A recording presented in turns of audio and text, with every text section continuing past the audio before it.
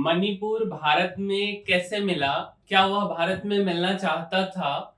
आज हम मणिपुर के बारे में बात करेंगे। मणिपुर में काफी दिनों से दो समुदाय के बीच में झगड़ा चल रहा था, जो कि आज खत्म होने के कगार पे है।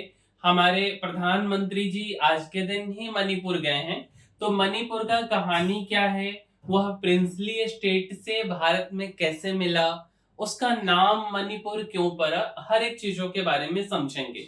और क्या मणिपुर एक्चुअल में पहले से हमारे देश का ही हिस्सा था, या हमारे जो पड़ोसी देश हैं उन्होंने हमारे देश के हिस्से को अतिक्रमण कर करके कब्जा कर लिया था। तो हर एक चीजों को हम समझते हैं। देखिए मेरे भाई, सबसे पहली बात, अगर हम मणिपुर की बात करें तो यह बेसिकली नॉर्थ ईस्ट में आता है हमारे देश के मणिपुर, जिसका राजधानी इम्फाल है। और इसके बगल में म्यांमार है, जिसको हम पहले बर्मा के नाम से जानते थे। और मणिपुर एक समय में म्यांमार या बर्मा का अतिक्रमण का शिकार हुआ, और मणिपुर का काफी हिस्से को म्यांमार जो है कब्जा कर लिए हुआ था। अगर हम मणिपुर में बात करें तो 16 जिले हैं, और 16 जिले में आज हमारे प्रधानमंत्री जी चूरा चांदपुर जिले में उनका कार्यक्रम चल रहा है। वहां एक किला है, उसी किले में। तो मेरे भाई, मणिपुर का जो इतिहास है अगर आप देखेंगे तो कुछ इस तरीके का इतिहास है। काफी साहसी लोग वहां के रहे हैं, और आप देख सकते हैं वहां के जनजातीय हैं, वहां काफी अच्छा कल्चर भी है। बट इसका नाम मणिपुर क्यों पड़ा? मेरे भाई, सबसे पहले बात, मणि का क्या मतलब होता है? तो मणि का मतलब होता है रत्न। और पुर का क्या मतलब होता है? तो पुर का मतलब होता है नगर। मतलब मणिपुर का नाम इसलिए पड़ा क्योंकि इसे बोला जाता है रत्नों का नगर। मतलब मणिपुर का क्या मतलब हुआ कि यहाँ पे खूब सारे सोना चांदी हीरे जवाहरात मिलते होंगे, और इसलिए इसका नाम मणिपुर पड़ा। मणि मतलब रत्न और पुर मतलब नगर, तो रत्नों का नगर हम इसे बोलते हैं। अब इसको दो तीन भाग में समझिए। अगर हम महाभारत के समय की बात करें मेरे भाई, तो भगवान शंकर और जो माता पार्वती हैं, इन दोनों बेसिकली ऐसा बोला जाता है कि वहां नृत्य करते थे मणिपुर में। ठीक है, अच्छा। इसके बाद अगर आप महाभारत पढ़ेंगे तो महाभारत में अर्जुन की अगर आप बात कर लीजिए, और मणिपुर की रानी थी चित्रांगदा। तो अर्जुन जो है मणिपुर की रानी से, मणिपुर की रानी थी चित्रांगदा, तो उनसे विवाह किए थे। तो यह एक इतिहास है। लेकिन कुछ दिनों पहले से वहां पे दो जनजातियां हैं मुख्य रूप से। एक है कुकी जनजाति और दूसरा है मैतेई जनजाति। कुकी थोड़ा सा नाग उग को पूजते हैं, ठीक है। और जो मैतेई जनजाति है वे थोड़ा सा कल्चरल ज्यादा हैं, मतलब धार्मिक टाइप के हैं। तो इन दोनों के बीच में बेसिकली जो है आंदोलन को लेकर के दिक्कत हो गया, और लड़ाई में यह काफी बड़ा संघर्ष में बदल गया। तो अभी उस पे नहीं जाते, फिलहाल हम इधर समझते हैं। अब देखिए, इसका इतिहास थोड़ा सा पुराना है। पाख गवा, ठीक है, एक दैवीय नाम, नाग देवता बोल सकते हो। तो वहां के जो राजा थे ना, वह उसके वंशज माने जाते हैं। और वहां पे नाग को, मीन्स जो सांप आप जिसको बोलते हो, उसको पूजा जाता है। और वहां के जो राजा हुआ करते थे, ठीक है, अगर 33वीं ईस्वी की बात करें तो राजा वहां पे थे नोंगदा लेरन पाखंगबा। कौन से राजा थे मेरे भाई? तो नोंगदा लेरन पाखंगबा। तो यह वहां के राजा थे, और इन्होंने ही बेसिकली मणिपुर राज्य की नींव रखी थी।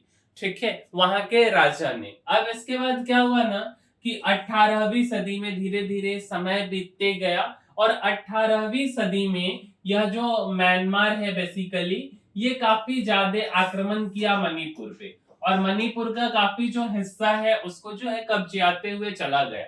बहुत ज्यादा आक्रमण का शिकार हुआ है म्यांमार बर्मा के कारण मणिपुर के ऊपर में। अब धीरे धीरे यह दिक्कत होते गया। फिर अंग्रेज का समय आया, ठीक है। तो उसके बाद वहां जो राजा बने, वो राजा बने गरीब निवाज, ठीक है। मणिपुर के राजा जो है गरीब निवाज 1709 से 1748 में बने थे। और इन्होंने बेसिकली वैष्णव धर्म अपनाया, और भगवान कृष्ण की भक्ति करने लगे, और अपने राज्य का बेसिकली मतलब धर्म में लीन हो गए, पूजा पाठ में लीन हो गए।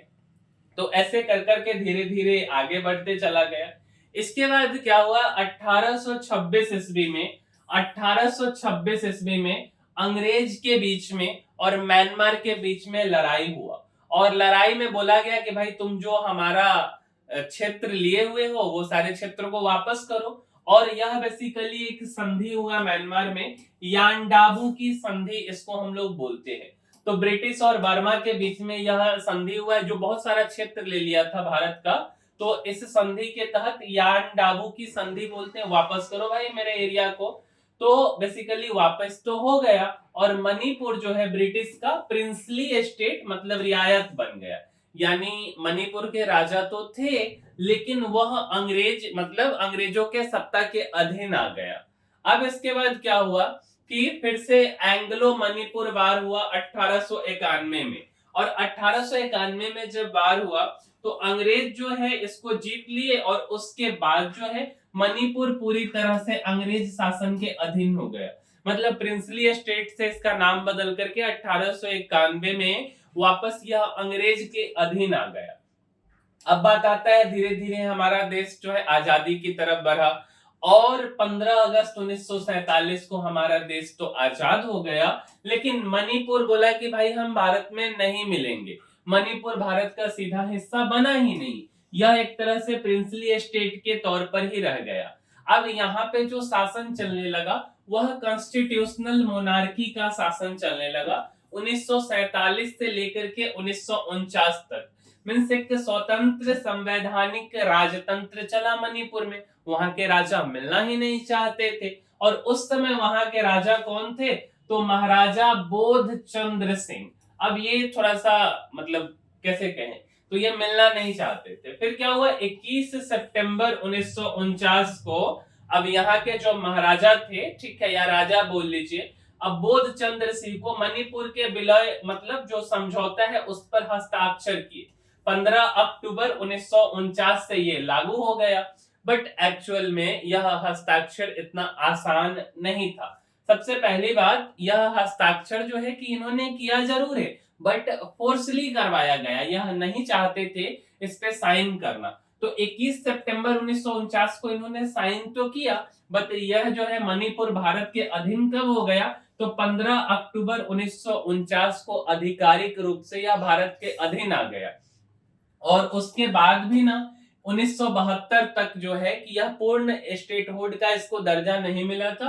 1972 में मणिपुर को पूर्ण राज्य का दर्जा मिला। अब समझिए कि मणिपुर ठीक है प्रिंसली स्टेट है, अब यहाँ पे चुनाव भी हो रहे हैं, लेकिन जो चुनाव हो रहे थे, अगर हम साउथ एशिया की बात करें तो दक्षिण एशिया में पहला एक प्रिंसली स्टेट था 1947 के आसपास में, जहां पे लोकतांत्रिक चुनाव हुए थे। और 1947 में लोकतांत्रिक चुनाव हुआ, सब कुछ वहां पे जो है अपना एक कॉन्स्टिट्यूशनल इन्होंने बना लिया था। भारत में ये मिलना ही नहीं चाहते थे, और चाहते थे कि अगर हम मिले तो हमें विशेष राज्य का दर्जा मिले। अब हमारे वल्लभ भाई पटेल साहब आते हैं कि भाई इनका तो नीति ही था इंटीग्रेशन ऑफ इंडियन स्टेट्स की, जो भी स्टेट्स हैं इन सबको एक किया जाए। तब फिर इनको बोला गया कि ठीक है आप ऐसा कीजिए, आप मिलना तो नहीं चाहते हैं, कोई बात नहीं है, लेकिन आप अपने लाओ लश्कर के साथ में इनको बुलाया गया बोधचंद्र सिंह को कि भाई आप शिलोंग में आइए, एक मीटिंग रखते हैं, खाना पीना खाएंगे, फिर बातचीत करेंगे कि भाई क्या करना है नहीं करना है आगे। तो महाराजा बोधचंद्र सिंह जो है कि आ गए शिलोंग।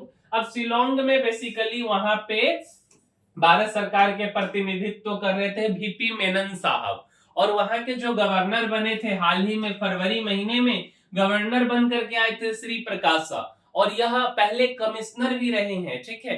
तो श्री प्रकाशा जो है पहले कमिश्नर भी रहे और गवर्नर बन करके फरवरी में आए।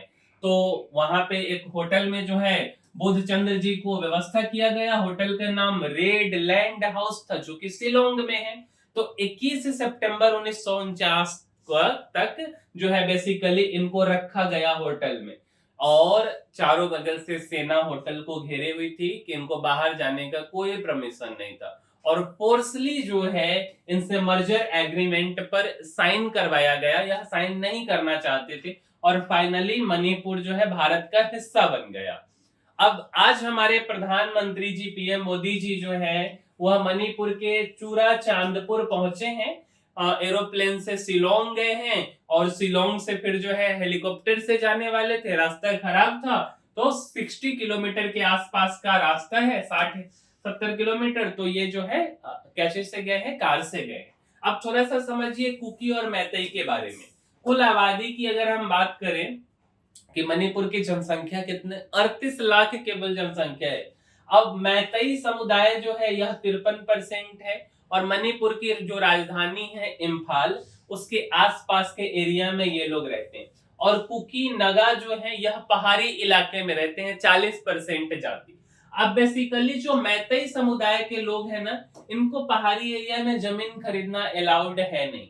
और जब अगर यह जमीन खरीदने लगने के कारण यहीं से ये सब समस्या हुआ है schedule caste schedule tribe in सबको लेकर के, कि अगर यह जमीन खरीदने लगेंगे तो फिर क्या हो जाएगा, कुकी नगा समुदाय का जो अपना कल्चर है, रीति रिवाज है, वो खत्म हो जाएगा। और कुछ और भी भेदभाव है जिसके कारण यह प्रॉब्लम क्रिएट होना शुरू हुआ। तो यह 3 मई 2023 से शुरू हुआ है। 260 प्लस लोग मारे गए हैं, 1500 लोग घायल हुए और 70,000 लोग अलग अलग जगह पे पहुंच गए। 10 महीने तक इंटरनेट बंद रहा। पहला राज्य है जहां इतने लंबे समय तक इंटरनेट बंद रहा है। और भीड़ ने जो है पुलिस से 6020 हथियार लूट ली। करीब करीब 400 चर्च और 132 मंदिरों पर हमला हुआ। और हमने आपको बताया कि जिला तो 16 है, ये बात तो हमने ऑलरेडी आपको बताया। अब मैतेई में भी कितने सारे गुट है, जैसे मैतेई लिपुन हो गया, आरम्बाई टेंगोल हो गया, है ना, पीपुल्स लिबरेशन आर्मी हो गया, coordinating community on Manipur integrity, ये सब मैतेई के गुट हैं। और कुकी समुदाय में कुकी नेशनल आर्मी है, कुकी रिवोल्यूशनरी आर्मी है, Zomi Revolutionary Army, Kuki Student Organisation, तो ये सब लोग हैं बेसिकली। तो उम्मीद करते हैं कि आपको मणिपुर का कहानी समझ आया होगा और हमारा वीडियो अच्छा भी लगा होगा। और अगर ऐसा है तो इस वीडियो को लाइक जरूर कीजिएगा, साथ साथ शेयर भी कीजिए और चैनल को सब्सक्राइब कीजिए। मिलेंगे हम किसी अगले वीडियो में। इस वीडियो में इतना ही, तब तक के लिए धन्यवाद।